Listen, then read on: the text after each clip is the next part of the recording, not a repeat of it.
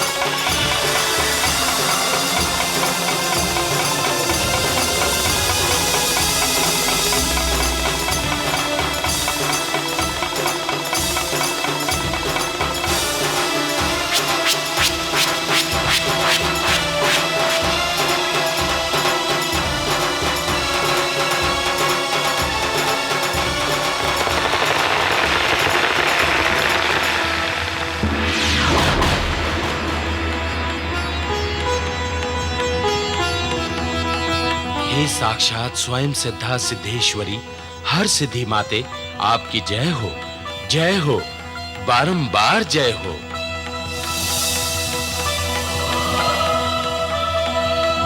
तापसों एवं भक्तों, जाओ निर्भय होकर अपने अपने तप में लीन हो जाओ। जाओ। प्रणाम माते। सकल मनोरथ सिद्ध हो।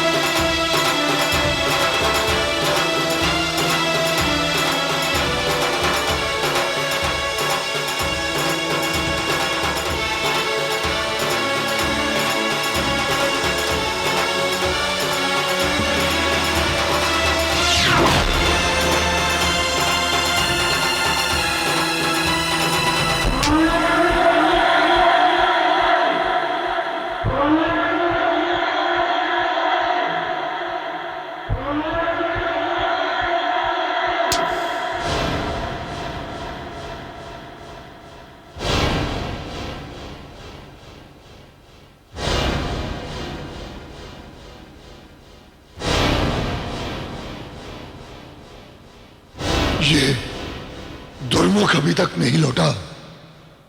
स्वामी, हो सकता है कि उस वाचाल ने कुछ कटु वचन कहे हों और वो अवश्य ही उसके केश पकड़कर घसीटता हुआ ला रहा होगा।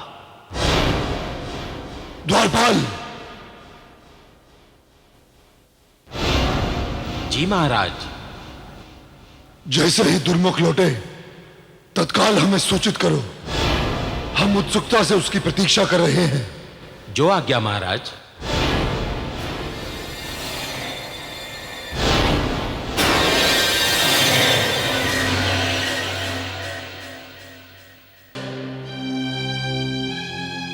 क्या आपको अपने वयोवृद्ध अनुभवी अमात्य पर विश्वास नहीं?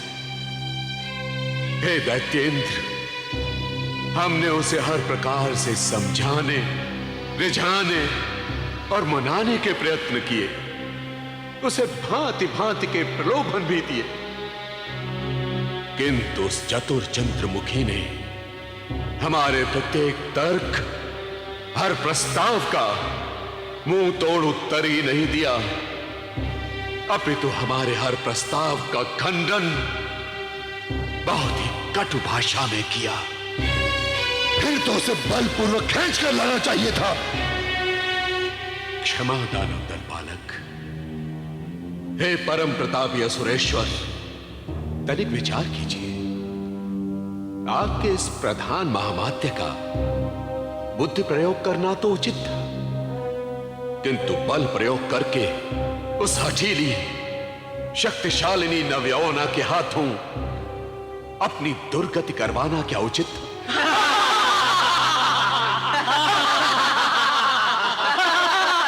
यदि आप लोग सुनकर इतना उपहास कर रहे हैं, तो यदि यथार्थ में ऐसा घटित होता तो क्या तुम्हारा यह वृद्ध अमात्य किसी को मुंह दिखाने योग्य रहता?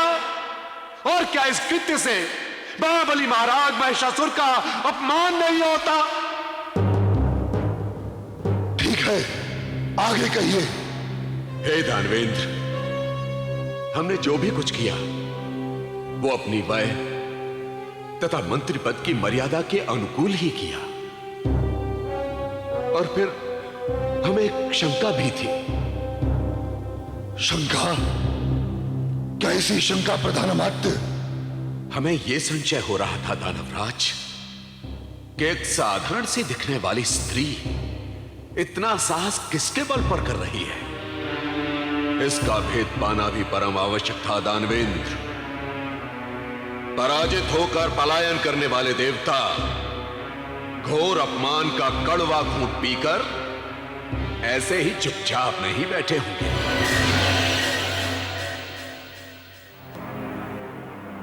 वनराज, पहुंच गई तुम्हारी दहाड़।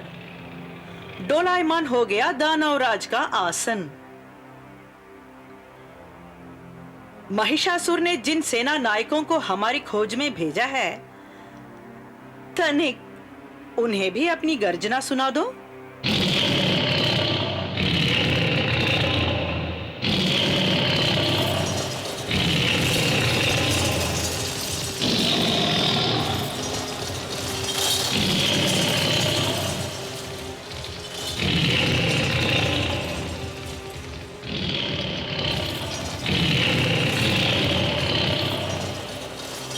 सारथी, रथ रोको। ये तूने रथ क्यों रुकवा दिया? तूने सिंह की दहाड़ नहीं सुनी? सिंह की दहाड़? मुझे तो यहाँ सन्नाटे के अतिरिक्त और कुछ सुनाई नहीं दे रहा।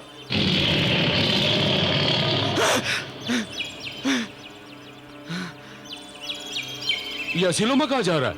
अरे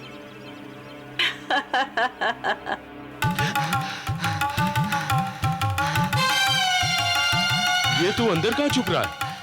बिडाल, हमारे आसपास कहीं सिंह है, हमें सावधान हो जाना चाहिए।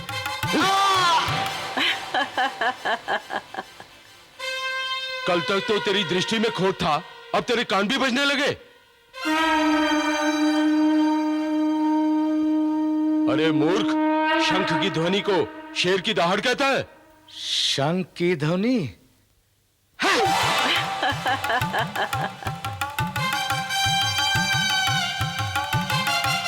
मूर्ख मैं नहीं, तू है। अरे जो सिंह की गर्जन को शंख की ध्वनि कहता है, अरे कान तेरे बज रहे हैं क्या मेरे? अरे अब तो सुनी तूने सिंह की दहाड़। फिर वही सिंह की दहाड़।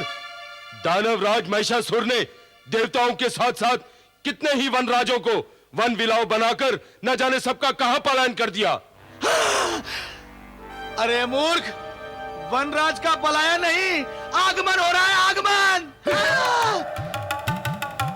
जाके वैद्यराज से अपने कानों का उपचार करवा, नहीं तो दृष्टि के साथ साथ कानों से भी जाएगा। चल, जिस कार्य के लिए आए पहले उसे पूर्ण करें। चल।